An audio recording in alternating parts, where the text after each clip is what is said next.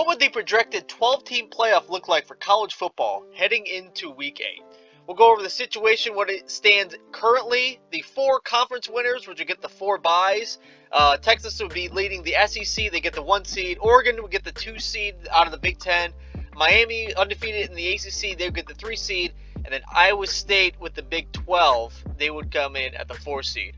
Boise State would get the last of the 5 automatic bids for the conference winners.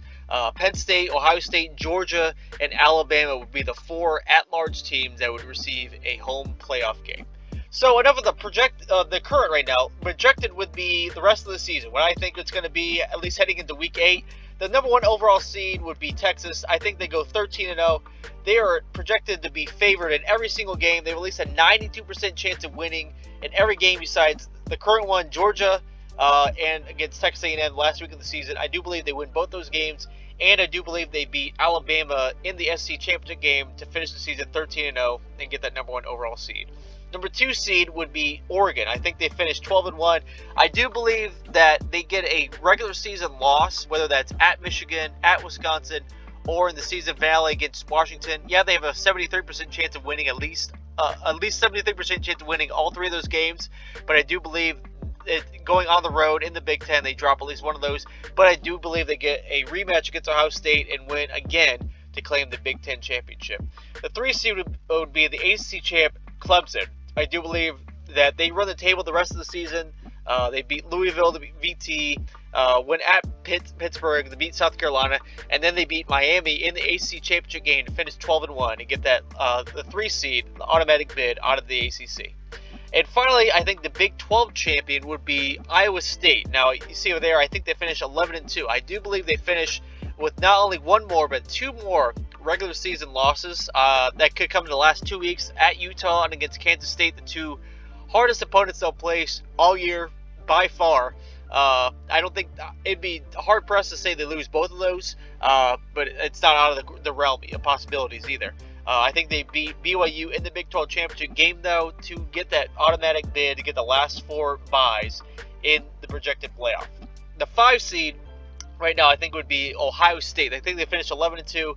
Both losses would be to Oregon, both obviously this past week and in the Big Ten championship game. I think they beat Penn State. I think they beat Indiana. And I think they beat Michigan last week of the season to get that 11-1 heading into the conference title game week. But I think lose to Oregon again. But still had one of the better resumes. Even with that weak non-conference schedule, they would have wins over Penn State, Indiana, and Michigan to boast of the resume and get the first at-large bid as a 5 seed and get a home playoff game. Number 6 would be the team they beat along the way, Penn State. I think they finished 11-1. Only loss would be to Ohio State. They had a big win last week on the road at Southern Cal. I think they have good wins on the road at Wisconsin. But the rest of their schedule is pretty favorable. I mean, they had a really weak out-of-conference schedule. They played West Virginia on the road, but Bowling Green and Kent State are terrible. Not much to say else about Purdue, Minnesota, and Maryland, though.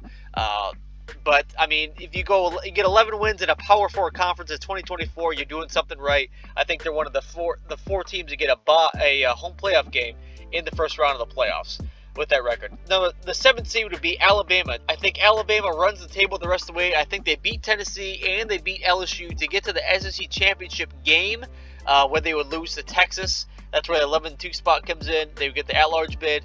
They would have good wins over Tennessee, LSU, and Oklahoma, along with Missouri, but just didn't do enough the rest of the season to get that one of the top 5 or 6 spot, but they get a home playoff game still, number 7 in this projected playoff. And finally, the last team to get a home playoff game in the first round will be Miami.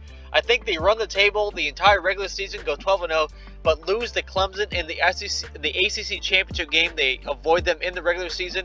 I just think they dropped so far, even with a 12-1 record in the Power 4. Their schedule is just not anywhere close to being as strong as the rest of these teams. The biggest opponents they beat will be Louisville and Georgia Tech in Florida, who I do believe will finish with a losing record. So that just goes to show you how weak their schedule has been. I mean, they narrowly avoiding defeat. Some of these victories. So they still get a home playoff game at 12-1 though. The first team to get in that's not a home playoff game would be Tennessee. I think they finished 10-2. They lost to Arkansas already. I do believe they lose to Alabama this week at home. but I think they win at Georgia, basically knock them out of the playoff.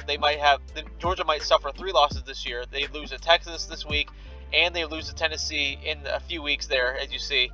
That would make Georgia 9-3. Tennessee would be 10-2. Get some pretty good wins over Georgia and Florida and Oklahoma. To bolster the resume, not enough to get a home playoff game, but enough to get in the playoff as a 10-win Power 4 team. Notre Dame would come in as the 10th spot here. I think that brutal loss against Northern Illinois week 2 was an absolute killer for their undefeated season, but I think they run the table the rest of the way, even against Army and Navy, who are leading the American right now, one of the better group of 5 teams. USC, I think, is their biggest test, obviously, by far. I still think they get it done on the road. And that Northern Illinois loss, man, if they would have beat them, they would have a legitimate stake or claim to be, a 6 seed or maybe even a 5 seed, the best at-large team heading into the playoff. But either way, they would get in with this scenario at 11-1. Finally, the last at-large team to get in the playoff would be BYU out of the Big 12. Just like with Iowa State, I think they lose at least one conference game in the regular season. Again, I think that might be to Utah. I think they would go into the Big 12 championship game at 11-1, where I do believe they would lose to the Iowa State Cyclones. But that schedule, the Big 12 just eating each other, everybody just losing, facing each other, just beating up on each other, I think that would be enough for them to get in the playoff over the likes of Georgia and LSU, who would finish at 9-3 and claim that final at-large bid in the college football playoff. And finally, the last team in would be the Group of 5 representative, Boise State. They would finish 12-1. Only loss, I do believe, would be to Oregon on the road, week 2. I think they're, as you can see, most of their schedule the rest of the way is at least 89% chance of victory, even against Oregon State. But that game in a couple weeks there on the road at UNLV will be the biggest test. If they can come out of that alive, I think they have a chance to get to 12-1. And they probably will face rematch UNLV in the Mountain West Championship game, but I still do believe they beat them in that. They get the Group of 5 representative in the college football playoff, and they're the last team in the playoff. That is my projected scenario for the college football playoff 12 team. Let me know what you guys think in the comments below. Hit that like button, subscribe to the channel, and I'll see you guys next week for my Week 9 projections after Week 8 games play out.